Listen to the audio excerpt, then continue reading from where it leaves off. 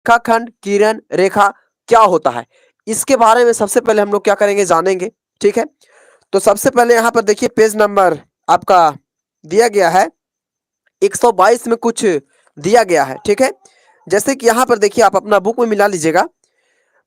यहाँ पर देखिए रेखाखंड के बारे में पढ़ना है हमको, और किरण और रेखा के बारे में। तो रेखा के बारे में देखिए यहाँ पर पहला में तो बिंदु दिया है, यहाँ पर हम कुछ समझाना चाहेंगे आपको। जैसे कि देखिए रेखा, तो रेखा इस प्रकार के होता है। रेखाखंड, रेखाखंड देखिए इस प्रकार के होता है। रेखाखंड, यहां इस बिंदु को ए लिख सकते हैं और इस बिंदु को बी लिख सकते हैं, इसको हम लोग कहते हैं रेखाखंड। और किरण जो होता है इस तरीका से होता है, देखिए ये हो गया आपका किरण। अब उसके बाद में क्या कहा था, एक रेखा कहा था। ठीक है, तो रेखा होता है इस प्रकार से, इसको कहेंगे रेखा। तो चलिए ये तो हम लोग लिख चुके हैं, बट यहाँ पर इसके बारे में कुछ हम लोग पढ़ेंगे। जैसे कि रेखा कहता है कि आकृति ख में रेखाखंड दिया गया है, कहता है कि इसके दो अंत बिंदु होते हैं। इसका कितना बिंदु होता है, तो दो अंत बिंदु होता है। जैसे कि रेखाखंड, तो एक रेखाखंड का निश्चित रेखा होता है, यानी दो अंत बिंदु, जो भी यहाँ पर बिंदु लग गया स्टॉप हो गया, ये मतलब रेखाखंड आगे नहीं, ना आगे जा सकता है ना पीछे, ना इधर से बढ़ सकता है ना आगे से बढ़ सकता है। ठीक है, रेखाखंड जितना रहेगा उतना ही रहेगा। ठीक है, अब उसके बाद में देखिए यहाँ पर, उसके बाद में किरण, तो किरण के बारे में पढ़ना था। ठीक है, इसका देखिए यहाँ पर कहता है कि तथा इसकी निश्चित माप होती है। रेखाखंड का क्या होता है, निश्चित माप होती है। कहता है कि इसकी लंबाई इसकी माप होती है, इसकी लंबाई ही इसकी क्या होता है, माप होती है। जितना लंबाई रहेगा उसी का उसको माप माप होता है वो। ठीक है, अब देखिए हम लोग पढ़ेंगे, कुछ जानकारी लेंगे किरण के बारे में। किसके बारे में, किरण। तो किरण में देखिए कहता है कि आकृति ग में एक किरण दिखाई गई है। जैसे यहाँ पर एक बिंदु में का में दिया था और एक खा गा, तो यहाँ पर गा में ही दिया, आप समझ लीजिए किरण ही के बारे में बता रहे हैं। कहता है कि इसको एक अंत बिंदु होता है। किरण, किरण कहा से एक अंत बिंदु होता है। जैसे कि यहाँ पे देखिए इसमें तीर का निशान नहीं था, तीर का निशान था नहीं था।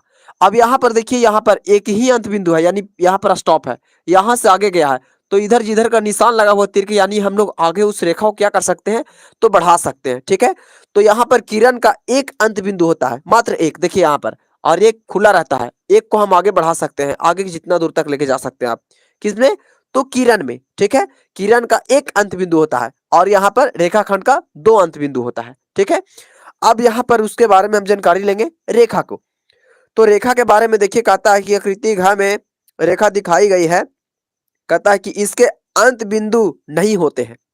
रेखाखंड का अंत बिंदु नहीं होता है। रेखा, रेखा तो रेखा है, जैसे कि यहाँ पे देखिए इसका स्टॉप नहीं है, इधर भी तीर लगा हुआ है और इधर भी लगा हुआ है। ठीक है, यानी हम इस रेखा को इधर भी बढ़ा सकते हैं और आगे भी बढ़ा सकते हैं। ठीक है, यही रेखाखंड है। ठीक है, तो हमारा कुछ क्वेश्चन में यहाँ पर दिया गया था।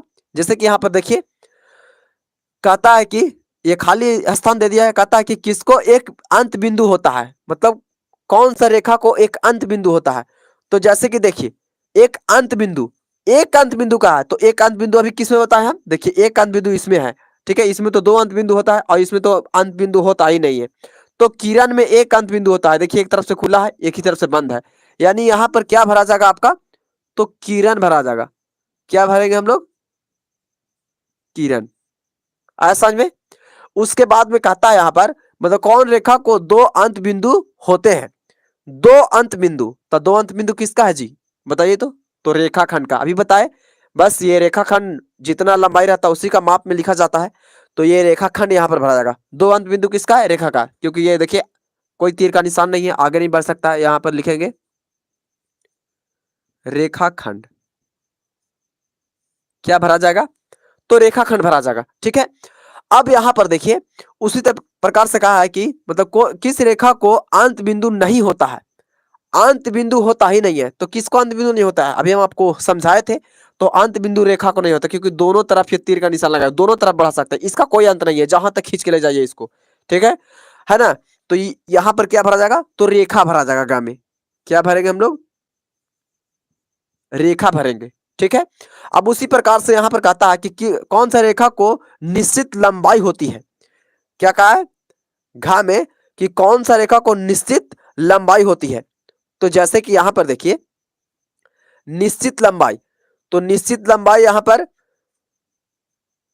किसका होता है, तो रेखाखंड का होता है, क्योंकि ये एकदम जितना रेखा रहता है उतना ही है। ठीक है, क्योंकि नहीं आगे बढ़ सकता ना पीछे बढ़ सकता है, जितना जितना पर बिंदु स्टॉप करेंगे वही उसका क्या हो जाएगा, लंबाई हो जाएगा।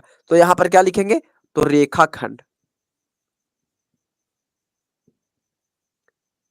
क्या हो जाएगा हमारा, रेखाखंड। कहता है कि किस कौन रेखा को दोनों ओर असमित दूरी तक बढ़ाई जा सकती है। मतलब ऐसा कौन सा रेखा है जिसको जिसको जो है से क्या असीमित, मतलब उसका कोई सीमित नहीं हो, कोई लिमिट नहीं हो, कौन सा रेखा को हम लोग आगे उतना बढ़ा सकते हैं। तो कौन सा रेखा को, देखिए दोनों तरफ त्रिकोण है, किसका, तो रेखा को है, अभी हम आपको बताए थे।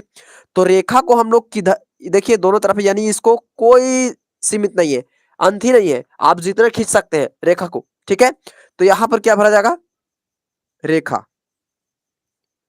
क्या भरेंगे हम लोग, तो रेखा भरेंगे।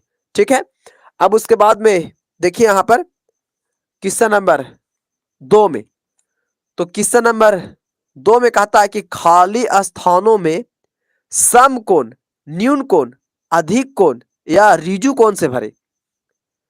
कहता है कि एक समकोण, न्यून कोण, अधिक कोण, ऋजु कोण, 4 स्टेप है इसका।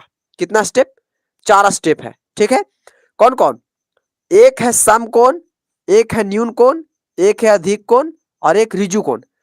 तो यहां पर दिया गया है का में 40 डिग्री, 90 डिग्री, 70 डिग्री, 150 डिग्री और 85 डिग्री, 100 डिग्री और 180 डिग्री। ठीक है, तो ये सब क्या है, दिया गया है।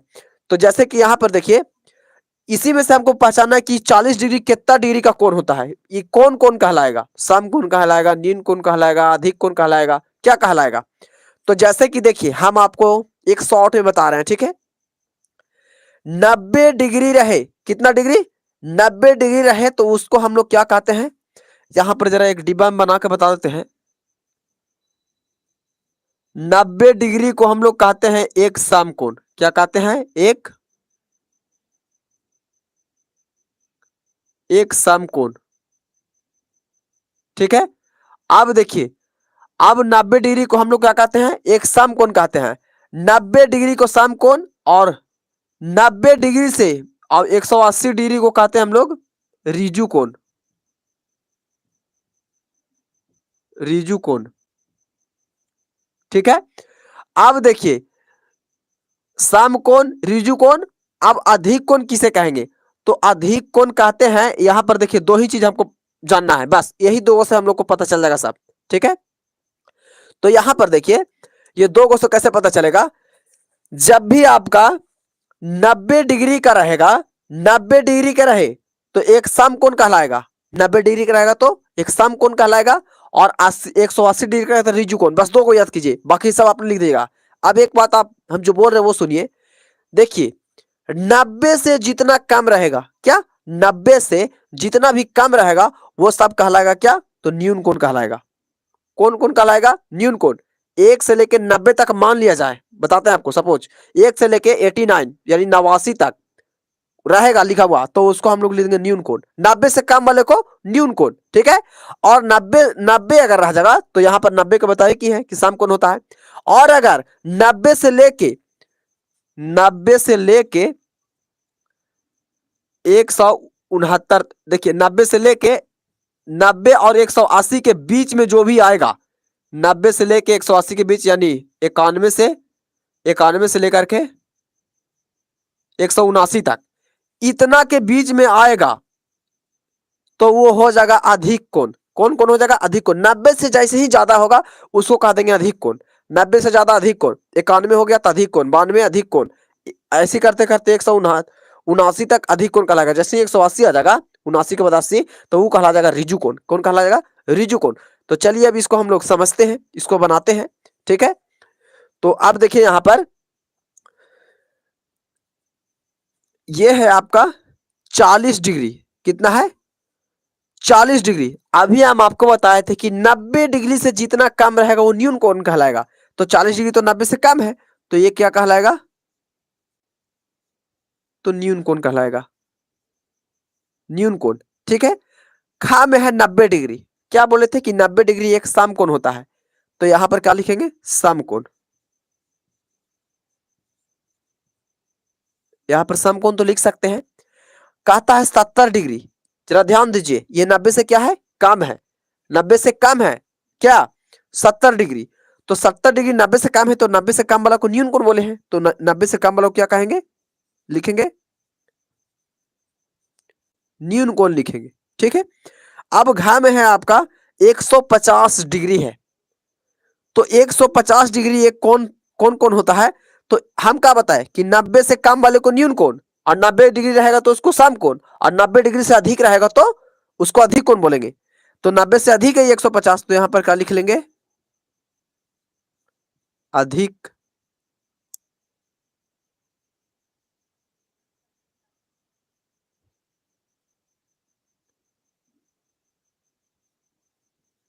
अधिक कोण। ठीक है।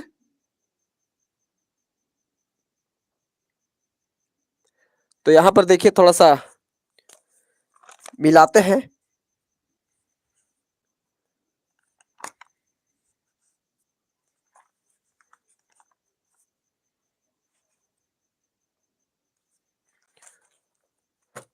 माफ कीजिएगा, यहां पे थोड़ा सा अधिक कोण इस प्रकार से होगा, अधिक कोण। ठीक है। तो यहां पे भी तो सुधरेगा, अधिक कोण। ठीक है। अब यहां पर देखिए ये 150 था, तो 90 से अधिक था, तो क्या हो गया? अधिक कोण हो गया। अब यहां देखिए ये है आपका अंगा में है 85 डिग्री। कितना डिग्री है? 85 डिग्री है। ठीक है। तो 85 डिग्री है, तो 85 डिग्री है, तो यहां पर क्या लिखेंगे? 90 से क्या है? कम है। 90 से कम है 85 डिग्री। ठीक है। तो ये 85 डिग्री है 90 से कम, तो यहां पर क्या लिख देंगे? 90 से कम है तो न्यून कोण हो जाएगा। ये क्या कौन कौन हो जाएगा? तो न्यून कोण कह देंगे इसको। ठीक है। अब यहां पे देखिए ये है 100 डिग्री है। कितना डिग्री है? 100 डिग्री। तो 90 से तो 100 ज्यादा है। ठीक है। तो 90 से ज्यादा है तो इसको क्या कहेंगे? तो 90 से ज्यादा है तो अधिक कोण हो जाएगा, क्योंकि 90 से अधिक है तो अधिक कोण। क्या लिखेंगे? अधिक कोण हो जाएगा ये। ठीक है। अब यहां पर देखिए ये है 180 डिग्री। कितना है? तो 180 डिग्री है, तो यहां पर क्या लिखे थे हम लोग?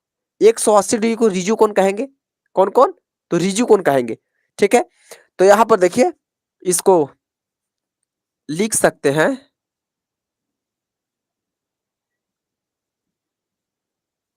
रिजु कोण। ठीक है। तो यही हमारा क्या हो गया? उत्तर हो गया। ठीक है। अब यहां पर देखिए क्वेश्चन नंबर,